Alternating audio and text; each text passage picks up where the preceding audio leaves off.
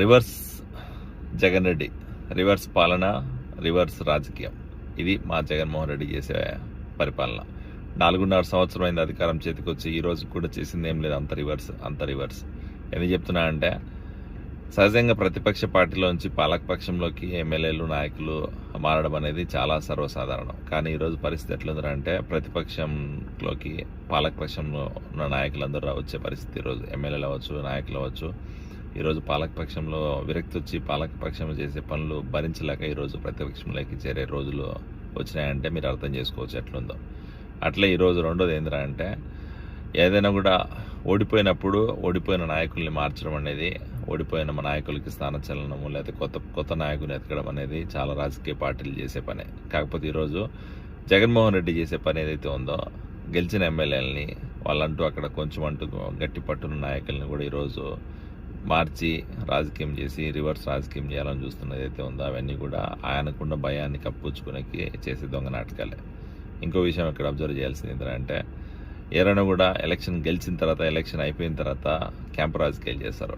ఈరోజు మా జగన్ రెడ్డి రివర్స్ రాజకీయం కదా, ఎలక్షన్ ముందే క్యాంప్ రాజకీయాలు మొదలుపెట్టాడు. ఎందుకంటే ఆయనకున్న ఎమ్మెల్యేలు, ఆయనకున్న నాయకులు, ఆయనకున్న ఎవరైతే లీడర్లు ఉన్నారో వాళ్ళని కాపాడుకునే పరిస్థితుల్లో కాపాడుకునే భాగమే ఈరోజు బెంగళూరు అవ్వచ్చు, లేకపోతే చెన్నైలో అవ్వచ్చు, ఆయనకున్న కోటరీ వాళ్ళందరూ క్యాంప్ రాజకీయం చేయాల్సిన పరిస్థితి వచ్చింది.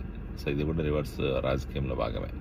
ఇవన్నీ ఎందుకు చెప్తున్నా అంటే, ఆయన చేసిన తప్పుల్ని, జగన్మోహన్ రెడ్డి చేసిన పొరపాట్లని, జగన్మోహన్ రెడ్డి చేతగాని పరిపాలన కప్పిపుచ్చుకునేకి ఈరోజు కేవలం ఆయన సేఫ్ జోన్ ఉండడానికి ఈరోజు ఆయన పార్టీలో ఉన్న నాయకులు అవ్వచ్చు, ఎమ్మెల్యేలు అవ్వచ్చు, మినిస్టర్లని కూడా అందరినీ బదనాం చేయాల్సిన పరిస్థితి, బదనాం చేసే అభూత కల్పన క్రియేట్ చేసి వాళ్ళని దయాలాగా చూపించి వాళ్ళ మీద నెట్టేసేసి, ఈయన సేఫ్ జోన్లో ఉండాలా, నేను గొప్పవాడిని, ఈయన చాలా గొప్ప గొప్ప కార్యక్రమాలు చేసి నేను చేసిన మా ఎమ్మెల్యేలు, మినిస్టర్లు నాకు సపోర్ట్ చేయలేదన్న ఏదైతే సానుభూతి క్రియేట్ చేయాలని ట్రై చేస్తున్నాడో, అది నిజంగా నీ మూర్ఖత్వానికి నిదర్శనం జగన్ రెడ్డి.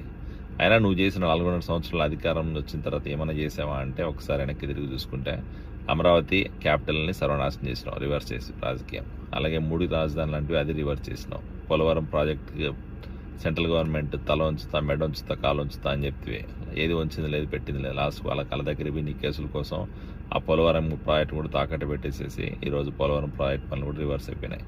ఇంకా అట్లే చెప్పాలంటే, ఇంకా అభివృద్ధి అనేది ఎత్తుకోవాలి. ఆంధ్రప్రదేశ్లో అభివృద్ధి అనేది ఉందా అసలు? అభివృద్ధి అనేది క్వశ్చన్ అనేది అందరికీ వస్తుంది. అభివృద్ధి అనే మాటకి ఆంధ్రప్రదేశ్ కేర్ ఆఫ్ అడ్రస్ కాదు కదా, ఇంకా ఎక్కడ లేదు అసలు. అట్లా తయారైన పరిస్థితి 4.5 సంవత్సరాల్లో. ఇంత అరాచక పాలన, ఇంత దౌర్భాగ్యము, ఇంత దరిద్రం పాలన, ఇన్ని దరిద్రం పనులు చేసి ఈరోజు మళ్ళీ ఎలక్షన్ వచ్చేసరికి నువ్వేదో నిజంగా సత్యహరిశ్చంద్రుడు, నిజంగా నువ్వు ఏమంటారు రామరాజ్యం పరిపాలన, రాముడిలాగా పరిపాలించిన చూపించాలన్న ఏదైతే నీ ఆలోచన ఉందో, నిజంగా నీ మూర్ఖత్వానికి, నీ సైకోయిజానికి నిదర్శనం. నువ్వు ఎన్ని మాటలు చెప్పినా, ఎన్ని దొంగ మాటలు చెప్పినా, ఎంత కవర్ చేయాలని ట్రై చేసినా, ఎన్ని మాయ మాటలు చెప్పినా, నువ్వు నీ లీడర్లు చెప్పే మాటలు నమ్మే పరిస్థితి లేదు. ప్రజలందరూ అబ్జర్వ్ చేస్తున్నారు. 2024 ఎలక్షన్లో ఖచ్చితంగా నీ పార్టీని, నిన్ను భూస్థాపితం చేయడం అయితే ఖచ్చితంగా జరుగుతుంది. రాసి పెట్టుకో.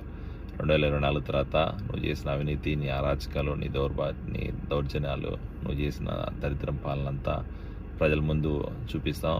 నీకైతే రాబోయే రోజుల్లో ఖచ్చితంగా కొనుపాఠం చెప్తారు ప్రజల్లో. Get ready Jaganmohan Reddy. Thank you.